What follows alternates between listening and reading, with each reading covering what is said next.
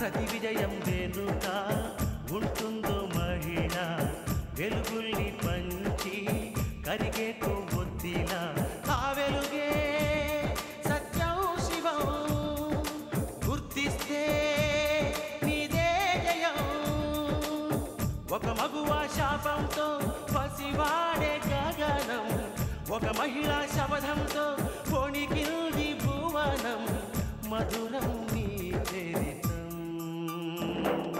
సాహసమే నీ ఆయుధం సాధించే నీ ఆశయం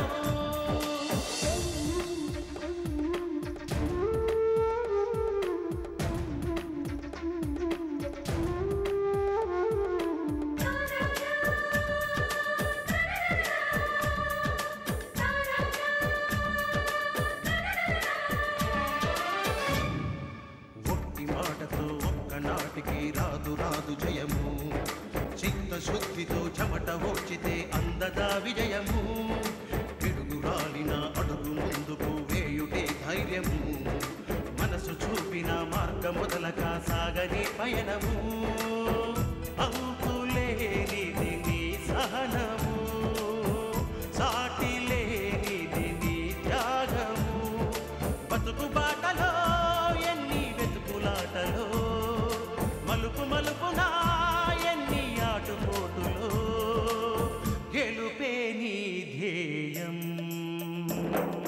సాహసమే నీ ఆయుధం సాధించే నీ ఆశయం సాహసమే నీ ఆయుధం సాధించే నీ ఆశయం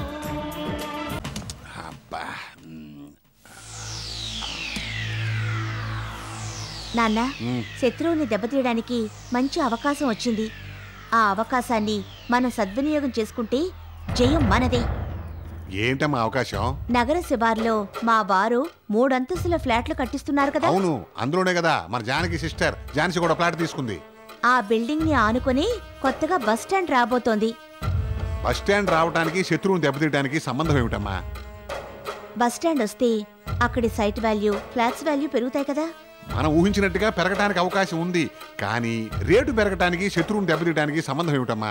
పెరగబోయే రేటుని దృష్టిలో పెట్టుకొని ఆ 3 అంతస్తుల మీద మరో 3 అంతస్తులు లేపితే ఎలా ఉంటుందంటావు? నీ ఆలోచన బాగానే ఉంది, కానీ మనం మరో 3 అంతస్తులు లేపాలంటే కార్పొరేషన్ పర్మిషన్ కావాలి కదా.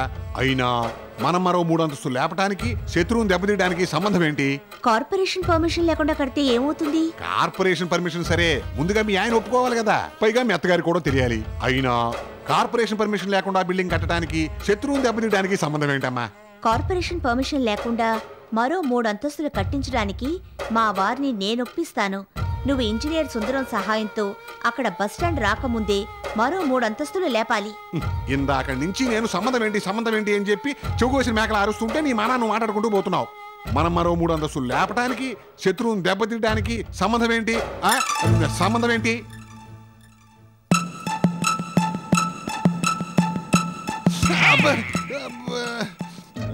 కాలి మీద నిప్పు పడితే నోరు అమ్మా అని అరుస్తుంది కదా. కాలికి నోటికి ఏమిటి సంబంధం? అలాగే మనం కట్టబోయే మరో 3 అంతస్తులకి శత్రువుని దెబ్బతీయడానికి సంబంధం ఉంది.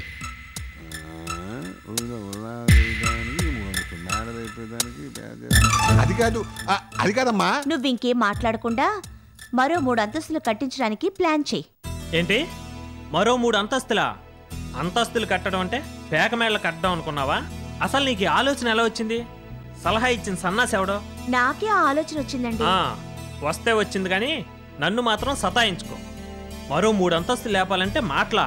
కార్పొరేషన్ అప్రూవ్ చేయొద్దు? అసలు అప్రూవ్ చేసే అవకాశమే లేదు. ఇంతకుముందు అక్కడ 3 అంతస్తుల ఫ్లాట్స్ కట్టించినందుకే ఊరు చివర ఎందుకు కట్టించావురా అని మా అమ్మ నన్ను చెడామడా తిట్టింది. అప్పటి పరిస్థితి వేరు, ఇప్పటి పరిస్థితి వేరండి. ఇప్పుడు అక్కడ బస్ స్టాండ్ రాబోతోంది. కట్టి ముగించేలోగానే బిజినెస్ అవుతుంది. పైగా 1కి 2 లాభం వస్తుంది. లాభం వస్తుంది, అయినా అందుకు అమ్మ ఒప్పుకోవాలి కదా సీత. ప్రతి చిన్న విషయానికి అమ్మ అనుమతి కావాలి అనుకుంటే పనులు ఎలా జరుగుతాయండి? ఇలా అయితే ఇక మీరు బాగుపడినట్టే. మీ మంచిగా చెప్తున్నానండి. దీపం ఉన్నప్పుడే ఇల్లు చక్కబెట్టుకోవాలంటారు. అవకాశం వచ్చినప్పుడే 4 రాళ్లు వెనకేయాలని నేనంటాను. అయితే ఇప్పుడు నన్ను ఏం చేయమంటావు? అప్రూవల్ సంగతి పక్కన పెట్టి ఇంకో 3 అంతస్తులు లేపండి. అధిక లాభాలు కళ్ళ చూడండి. ఈ అవకాశం మళ్ళీ మళ్ళీ వస్తుందా చెప్పండి?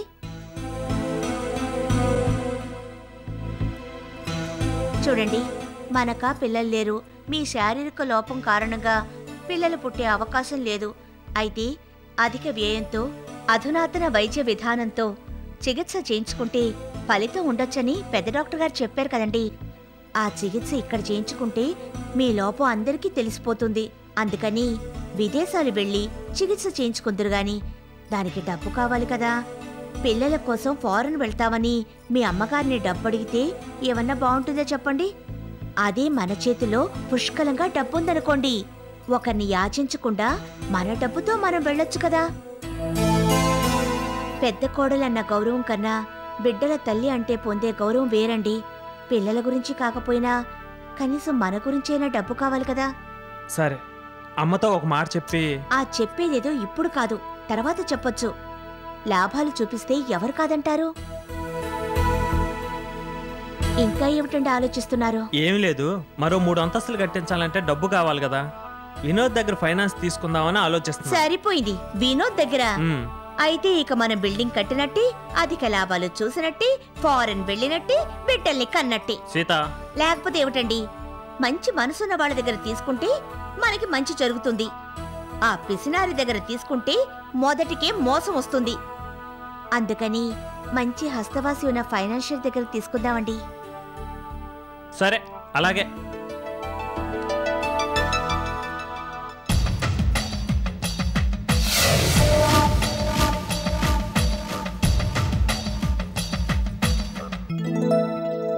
ఎందు ఇలా తిరగమ్మా. అత్తయ్య, పెట్టుబడులు ఖర్చులు పోను హోల్సేల్ రీటైల్ అమ్మకాలలో ఈ వారంలో వచ్చిన లాభం ఇది తీసుకోండి. నాకెందుకు ఇవ్వడం? తల్లి తర్వాత భార్య కదా మగాడికి ముఖ్యం. మీ ఆవిడకివ్వు. ఇందు, ఈ డబ్బుంచు.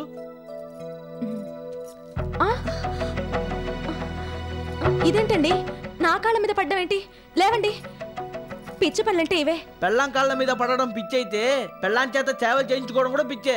చాలండి, ఎవరైనా వింటే నవ్విపోతారు. నవ్వని నాకేం భయమా, చిన్నతనమా? మాతృదేవో భవ, పితృదేవో భవ, ఆచార్య దేవో భవ అన్నారు కదా పెద్దలు. అలాగే ధర్మపత్ని దేవో భవ అని నేను అంటాను.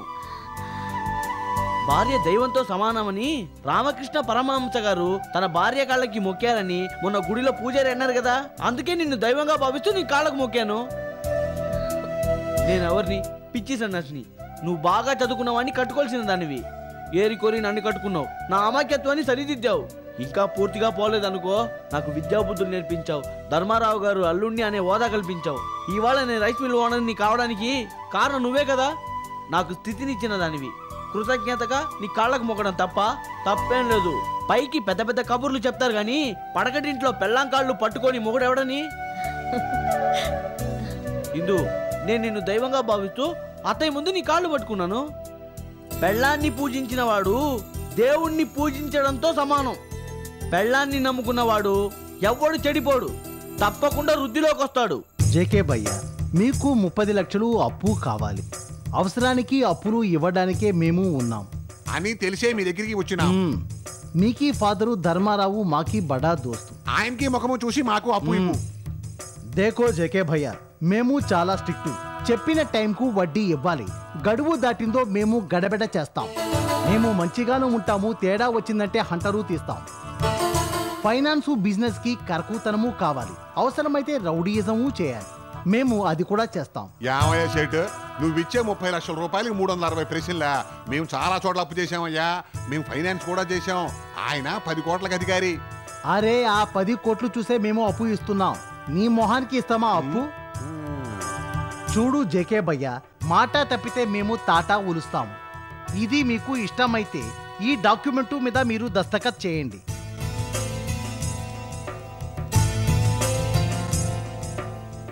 ఏం తెలీదు, మన సేటుగా రాసిన తర్వాత చదవటం ఏంటి? సంతకం పెట్టా.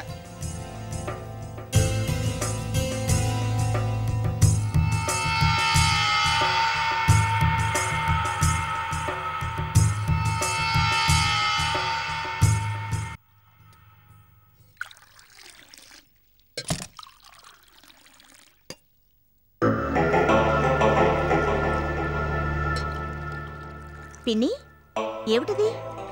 సూప్ అమ్మా, వెజిటబుల్ సూపు. వెజిటబుల్ సూపా? ఎవరికి పిన్ని, మీకా? సూపులు సోపులు నాకెందుకమ్మా, మా మాలినికని పెట్టాను. మాలిని కడుపుతూ ఉందిగా, భాగ్యం బాగానే చూసుకుంటున్నా. పని మనిషే కదమ్మా. ఏ వేళకు ఆ వేళ ఏం కావాలో కన్న తల్లిని నేనే చూసుకోవాలి కదమ్మా. చూసుకోమని మీ అత్తగారు మరీ చెప్పారు. మాలికని సూప్ పెట్టారు, అదే చేత్తో అనిత కూడా పెట్టొచ్చు కదా. నాకేం పట్టిందమ్మా, అదేమైనా నా కూతురా? నా కూతురు మంచి చెడ్డలు నేను చూసుకుంటాను. దాని అమ్ముందిగా, దాని మంచి చెడ్డలు అది చూసుకుంటుంది. ఉంటే మాత్రం మీరు పెట్టకూడదా? పెడితే ఏమైందట? నేనేమైనా పని మనిషి అంటమ్మా, ఇంటిలి పాదికి అన్ని అమర్చి పెట్టడానికి? అదిగో, ఆ ఒంటిది గుణమే ఉండకూడదు. రవణమ్మ పిన్ని, నా దగ్గర అంటే అన్నావు గాని ఇంకెవరి దగ్గర అలా అనకు. అంటారమ్మా, నాకేం భయం? నేను అన్న దాంట్లో తప్పే ఉంది. ఒకళ్ళ సంగతి నాకు అనవసరం, నా కూతురు సంగతి నేను చూసుకుంటాను అంటాను.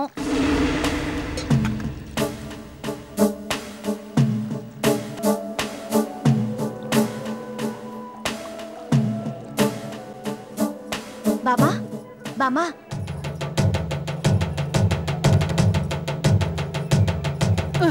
అంత మాట అంటుందా? దాని సంగతి చెప్తాను. ఏమే రమణమ్మా, సీత దగ్గర ఏదో కూసావంట, అదేదో నా దగ్గర కూయి. నేనేమనలేదు అన్నపూర్ణత్తయ్య. ఈ సూప్ ఎవరికే? నా కూతురు మాలికత్తయ్య. నీ కూతురుతో పాటు అనితకు కూడా ఇస్తే నీ సొమ్ము ఏం పోయిందే? ఏదో నీ ఇంట్లో దోచిపెడుతున్నట్లు మాట్లాడతావేమిటే? అది కాదత్తయ్య. అత్తయ్య లేదు గిత్తయ్య లేదు, ఇద్దరికి ఇవ్వచ్చు కదా అని సీత అంటే దాని మీద విరుచు పడతావా? అయ్యో రామా, నేనేం విరుచుకుపడలేదత్తయ్య. ఎవరు ముయ్యవే, నీ సంగతి ఎవరికి తెలీదు. సందు దొరకాలే గాని మందర పాత్ర మహా చక్కగా పోషిస్తావు. తగువులు పెట్టడంలో 30 ఓళ్లకు పేరు పొందావు. ఈ ఇంట్లో కూడా తంపుల బుద్ధి చూపిద్దాం అనుకుంటున్నావా? ఓసై రమణమ్మ, నా కూతురు దాని కూతురు, ఇది నాది అది నీది అని వేరు చేసి మాట్లాడకుండా అందరినీ సమదృష్టితో చూడాలి.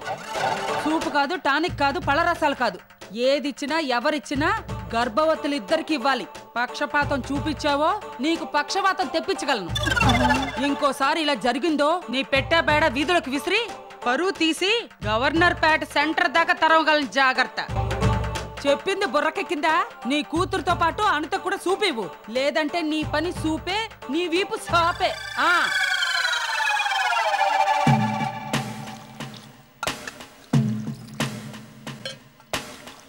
రవణమ్మ పిన్ని, నేను చెప్తే విన్నావా?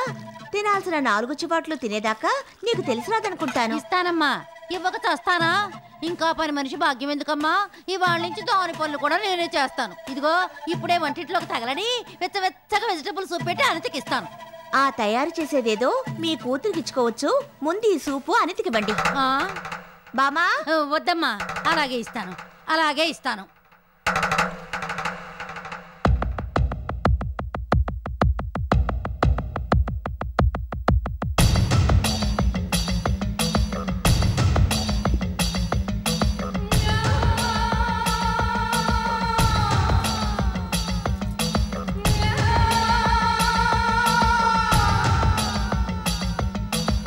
ఎలాగైతేనేమ్మా పుణ్యం కట్టుకున్నావు. నా కూతురుని ప్రత్యేకంగా చేశాను.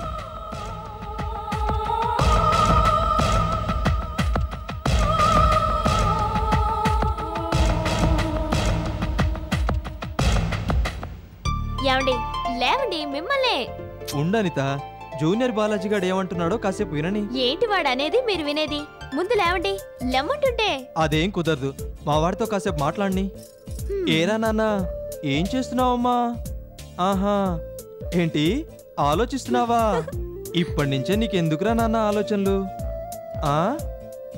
ఏంటి భూమి మీద పడ్డానికి ఇంకా ఎన్నాళ్ళు పడుతుందని అడుగుతున్నావా?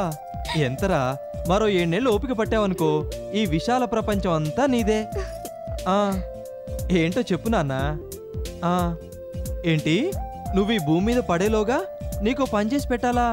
ఏంటది? కాన్వెంట్లో సీట్ సంపాదించాలా? చూసావా అంత నీ సుపుత్రుడు ఏమంటున్నాడో? వాడింకా భూమి మీద పడనే లేదు, వాడి కాన్వెంట్లో సీట్ సంపాదించాలట. బాగా అడిగాడు. ఇప్పటి నుంచి ఆ పని మీదే ఉండండి. అంతేకాదు, ఇంకా ఏమన్నాడో తెలుసా? పిల్లలకి సీట్ ఇవ్వాలంటే పేరెంట్స్ కూడా టెస్ట్ పెడతారంటగా. ఆ టెస్ట్ కి మన ఇద్దరిని ఇప్పటి నుంచే ప్రిపేర్ అవ్వమంటున్నాడు. ఇక్కడ కాన్వెంట్ల సంగతి వాడికి కూడా తెలిసిపోయినట్టుంది. మరైతే పేరెంట్స్ టెస్ట్ కి ప్రిపేర్ అవ్వండి. నేనొక్కడే కాదు, నువ్వు కూడా ప్రిపేర్ అవ్వాలిగా.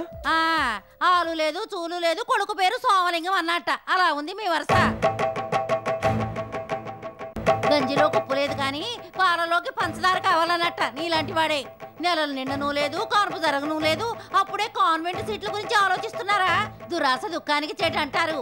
ఇదే ఆపో చెప్పావు గాని సామెతలు ఎందుకొచ్చావు? చెప్ప పెట్టకుండా మా గదికి రావడమేనా? ఇంత వయసు వచ్చినా ఆ మాత్రం కూడా తెలీదా? తెలుసమ్మా, మొగుడు పెళ్ళాలు ముచ్చట్లాడుకుంటుంటే రాకూడదని మాకు బాగా తెలుసు. తెలిసి కూడా ఎందుకు వచ్చినట్టు? ఈ సూపిద్దామని వచ్చాను. సూప్ ఏంటి? వెజిటబుల్ సూపు. ఏ సూప్ అయితే ఎవరికి కావాలి? అసలు ఎవడు తెమ్మన్నాడు మిమ్మల్ని? అలా అంటావని నాకు తెలుసు. తెలిసిన వాళ్ళు ఎందుకు తెచ్చారు? నేను తెమ్మన్నానా? అదో వంక. వంకలు పెట్టుకుని రావటాలు, డోర్ల పక్కన నుంచొని వింటాలు మా ఇంటా వంటాలు ఏవమ్మా. అసలు ఈ సూప్ పెట్టింది నీకోసం కాదు, మా మాల్ని కోసం తయారు చేస్తే మీ పెద్ద తోడుగాళ్ళు అడ్డం పడి నీకెమ్మంది. అందుకే ఇలా రావాల్సి వచ్చింది, లేకపోతే నాకేం కర్మ పట్టింది. మా గొప్ప పాటు పడ్డారు గాని తీసుకెళ్లి మీ కూతురు గారికి ఇచ్చుకోండి సూపు. రమణమ్మా, అసలు నీకు బుద్ధి లేదే. ఆ సంగతి నాకెప్పుడో తెలుసు. నేను చెప్పిందేమిటి, నువ్వు చేసిందేమిటి? నేను సూప్ అడిగితే నాకివ్వకుండా దీనికిస్తావా? అయిన వాళ్ళకు ఆకుల్లోనూ కాని వాళ్లకు కంచాల్లోనూ పెట్టడం అంటే ఇదే. ఈ పొట్టి బుడంకాయ నిన్ను సూప్ అడిగిందా? హే, పొట్టి బుడంకాయ గిట్టి బుడంకాయ అన్నావో పళ్ళు రాలిపోగలవు, జాగ్రత్త. ఏది రాలగొట్టు చూద్దాం. పోవే పిప్పళ్ళ బస్తా. నేను పిప్పళ్ళ బస్తానా? కప్పను మింగిన పావులా ఉన్నా కడుపు నువ్వును. ఏంటి, నా కడుపు కప్పను మింగిన పావులా ఉందా? నిన్ను అనిత కాస్త ఆగు. ఏమిటండి ఆగేది? ఎందుకు ఆగాలి? ఈ ఆవిరికుడు అనే మాటలేమైనా బాగున్నాయా? అమ్మా, ఆవిరికుడు అంటే ఏంటి? 10-15 ఇడ్లీలు చేసే మినపిండిని ఆవిరి మీద కుడుములా ఉడికిస్తారు, దాన్నే ఆవిరికుడు అంటారు. ఏమే నన్ను ఆవిరికుడు అంటావా? వదలమంటుంటే. వదలండి, చెప్పిన మాట విను. అనిత, చెప్పేది విను. వదలమంటుంటే. అనిత, నా మాట విను. అనిత, వదిలే. అనిత, ఏంటి రెచ్చిపోతున్నావు? వదలమంటుందే.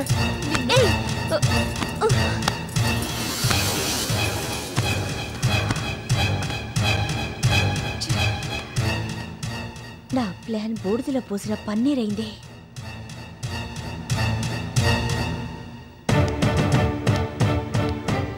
మేస్త్రిలారా, కూలీలారా, మీ అందరికీ నేను చెప్పొచ్చేది ఏంటంటే, ముద్దొచ్చినప్పుడే చంకెక్కమన్నారు, అవకాశం వచ్చినప్పుడే అంతస్తులేమన్నారు.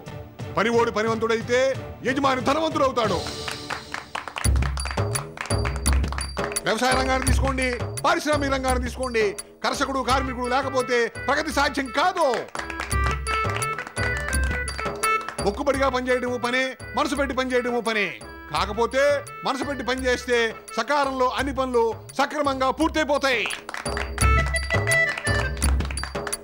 ఇప్పుడు నేను ముఖ్యంగా చెప్పొచ్చేది ఏంటంటే, మన కాంప్లెక్స్ పక్కన మరొక 6 నెలల్లో బస్ స్టాండ్ రాబోతుంది. కాబట్టి మరో 3 నెలల్లోనే మన 3 అంతస్తుల మీద మరో 3 అంతస్తులు వేయాలి. దానికి మీరందరూ పగలు రాత్రి కష్టపడి పని చేయాలి. అడ్వాన్సులు ఉంటాయి, బోనస్లు ఉంటాయి, అవసరానికి ఆదుకునే సరిపోయాలు ఉంటాయి. మీకు ఏది కావాలంటే జరగండి. మరో 3 అంతస్తులు కట్టబోతున్న సందర్భంగా నేను మీ అందరికీ బ్రహ్మాండమైన పార్టీ ఇస్తున్నాను. ఎవరెవరికి ఏం కావాలో ఏ మాత్రం మొహమాట పడకుండా హాయిగా తాగండి, పేలండి, తోలండి, పడిపోండి, ఏం పర్లేదు. ఇవాళ మీ అందరికీ పండగ. మరో 3 అంతస్తులు పూర్తి చేస్తే నాకు పండగ. తీసుకా తీసుకా తీసుకా తీసుకా